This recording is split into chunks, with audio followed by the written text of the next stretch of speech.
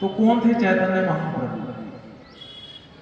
तो भगवान श्री कृष्ण अपने धाम में बैठ के एक बार विचार कर रहे थे राधा रानी से कि मैंने कितने अवतार लिए लोगों को आकर्षण करने के लिए, पर लोग जो हैं उतने ज्यादा आकर्षित नहीं हुए, उतने ज्यादा भक्त नहीं बने जितने मैं चाहता हूं कि वो भक्ति करके मेरे धाम वापस आए। मैंने राम अवतार में भगवत्ता स्थापित कर दी, मैंने कृष्ण अवतार में भगवत गीता का ज्ञान दे दिया सभी को। भगवत गीता यथारूप भगवत गीता जो है भगवान अर्जुन को सुनाते हैं कुरुक्षेत्र के युद्ध में, तो भगवत गीता का ज्ञान भी दे दिया भगवान ने। तो फिर भी लोग जो है भगवत गीता तो हाँ जी भगवत गीता ले ली है हमने, इसके बाद इसको लाल कपड़े में लपेट के अपनी मंदिर की ओर पूजा करने के लिए रख दी और उस पे कई धूल जम रही है। उस पे धूल नहीं जमनी चाहिए, उसको ऐसे करना है, ऐसे खोल के पढ़ना भी होता है। ऐसे पढ़ भी सकते हैं आप श्लोका बाई श्लोका, वो तभी हमें उसका पुण्य फल प्राप्त होगा। भगवत गीता रखने से कुछ नहीं होगा, भगवत गीता को पढ़ने से सब कुछ होता है। तो ये बहुत इंपॉर्टेंट शास्त्र है, पर भगवत गीता भगवान ने दे दी, उसके बाद भी लोग भक्त नहीं बने। तो जैसे एक टीचर जब LKG UKG क्लास में होते हैं हम, तो टीचर क्या करते हैं, बच्चों को सिखाते हैं A फॉर एप्पल, या A फॉर हम कह भी सकते हैं A for Arjun, B for Balram, C for Chaitanya, D for Damodar, ये भी हम समझ सकते हैं। वैष्णव ABC, ये है भक्तों की ABC है। तो A फॉर एप्पल तो बच्चे को सिखा दी ब्लैक बोर्ड पे बना के, पर बच्चा छोटा है अभी बना नहीं पा रहा। वैसे ही हम बहुत छोटे हैं, हमारी जो बुद्धि है, जो हमारी जो नॉलेज है बहुत कम है। तो भगवान खुद ही कहते हैं कि इनको खुद ही भक्ति करके सिखानी पड़ेगी, इनको ऐसे जो है समझ नहीं आएगी। तो आज से 539 वर्ष पूर्व भगवान अवतरित होते हैं नवद्वीप मायापुर धाम में, खुद ही भक्त बन के। उससे पहले वो सोचते हैं कि भक्त बनूंगा तो भक्त मैं अपनी भगवत्ता को कैसे छोड़ूं पहले मैं, क्योंकि जब कोई भगवान है या कोई इंपॉर्टेंट व्यक्ति है तो कुछ समय तक तो वो नाटक कर सकता है, पर ज्यादा समय तक वो नाटक नहीं कर सकता। तो भगवान जो है कहते हैं कि कोई भक्त का ही मुझे भाव लेना पड़ेगा। तो फिर वो सोचते हैं भगवान कृष्ण की सबसे बड़ा भक्त कौन है मेरा इस दुनिया में, पूरे संसार में भगवान का सबसे बड़ा भक्त कौन है? इसको पता भगवान का सबसे बड़ा भक्त कौन है? राधा रानी। हाँ, तो भगवान का सबसे बड़ा भक्त भगवान के हमेशा निकट ही रहता है, भगवान की प्रसन्नता के लिए ही कार्य करता है। ये भक्त की डेफिनेशन। तो राधा रानी के साथ रहकर भगवान को आनंद मिलता है, क्योंकि वो भगवान की आह्लादिनी शक्ति है। राधा रानी, श्रीमती राधा रानी की। तो भगवान श्रीमती राधा रानी से डिस्कस करते हैं, उनका भाव लेते हैं। जब उनका भाव लेते हैं तो कृष्ण जो है वो तो श्याम वर्ण के हैं, पर जब उनका भाव ले लेते हैं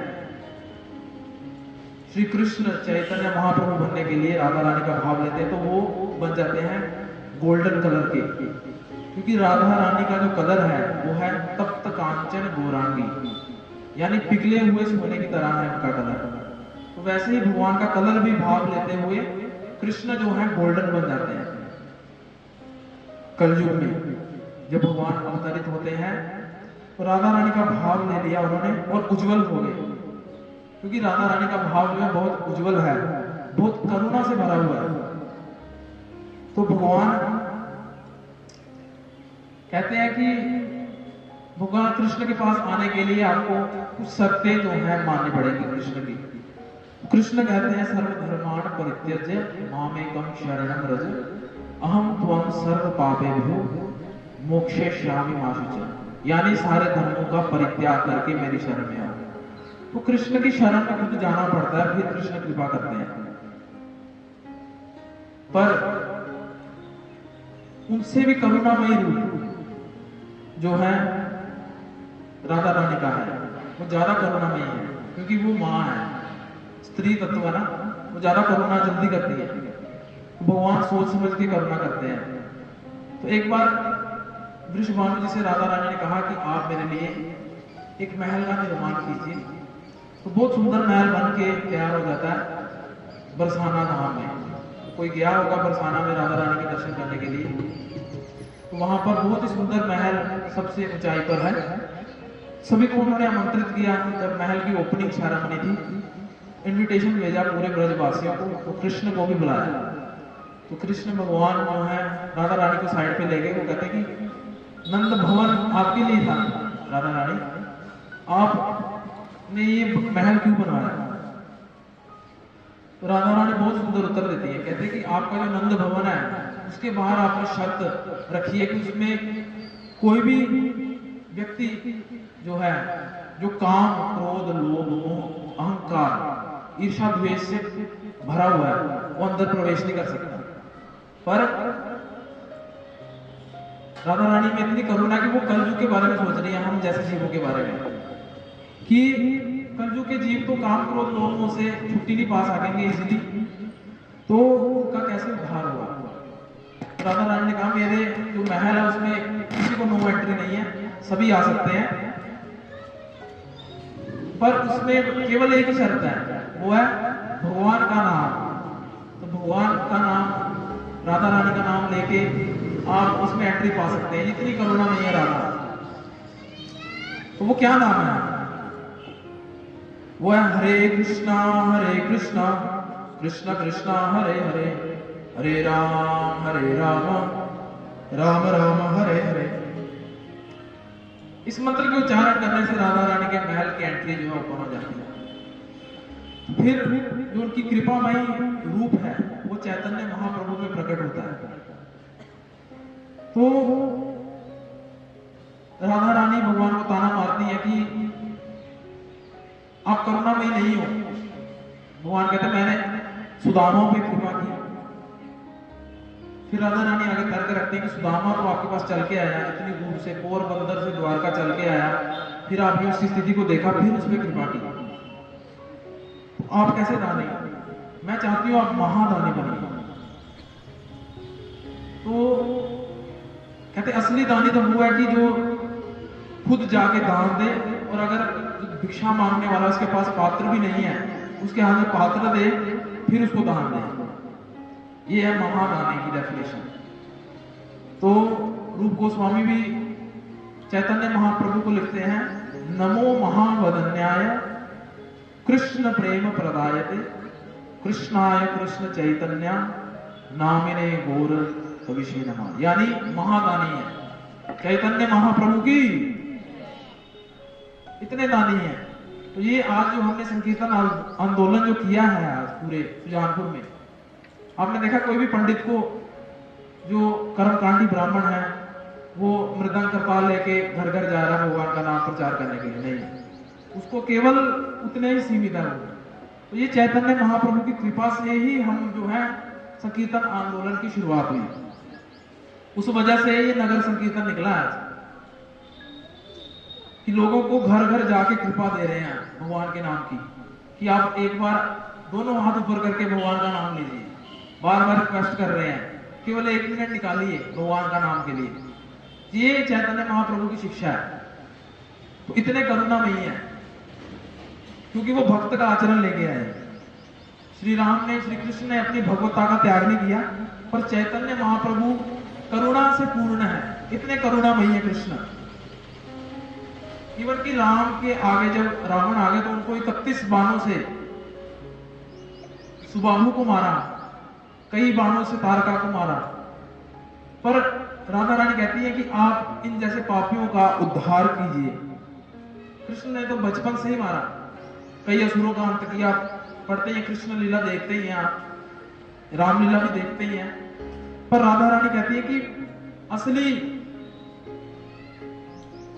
वास्तविकता तो वो है कि अगर पापियों को मारने से उनका उद्धार नहीं होगा, पापियों को भक्त बनाने से उनका उद्धार होगा। ये है राधा रानी की कृपा जो चैतन्य महाप्रभु के द्वारा, भगवान कृष्ण के द्वारा हमें मिलती है। तो चैतन्य महाप्रभु ने कई असुरों का उद्धार किया, उनको भक्ति देके। हमारी भौतिक लाइफ में भी अगर कोई घर में अच्छा व्यवहार नहीं करता, बच्चा या ऑफिस में कोई कलीग अच्छा व्यवहार नहीं करता, तो हम उसको निकाल देते हैं। तो निकालना उसका सोल्यूशन नहीं है। राधा रानी कहती है उसको आप, उसका सोल्यूशन है आप उसको खुद अच्छा ट्रेंड कीजिए कि वो शुद्ध भक्त बने। भगवान को ये कह रही है राधा रानी कलयुग के जीवों के लिए।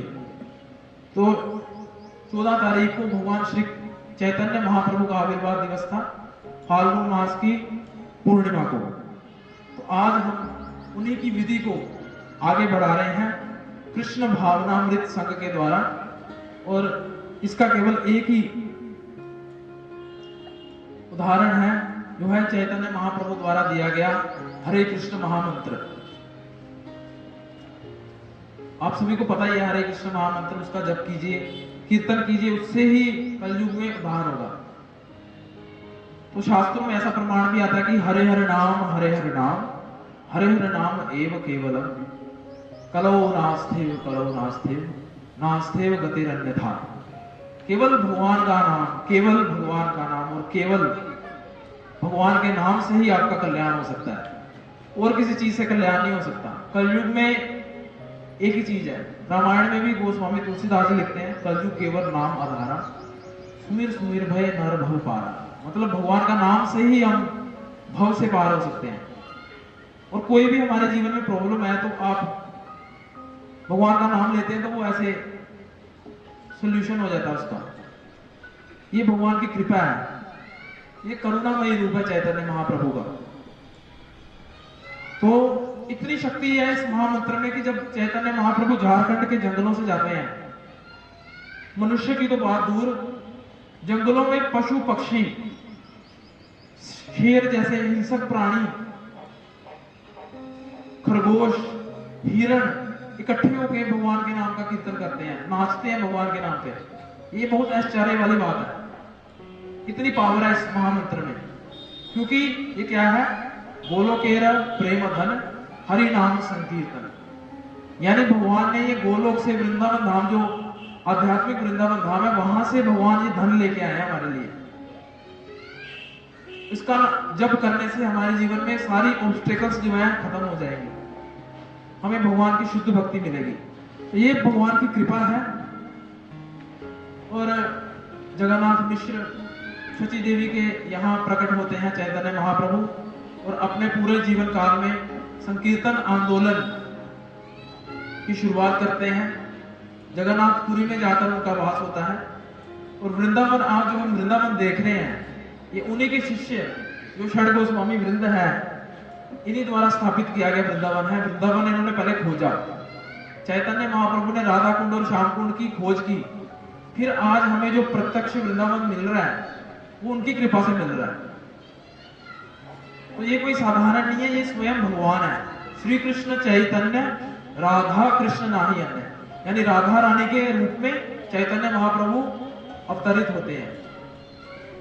कृष्ण स्वयं राधा रानी का भाव और राधा रानी की कांति लेके और करुणामय बन जाते हैं कृष्ण।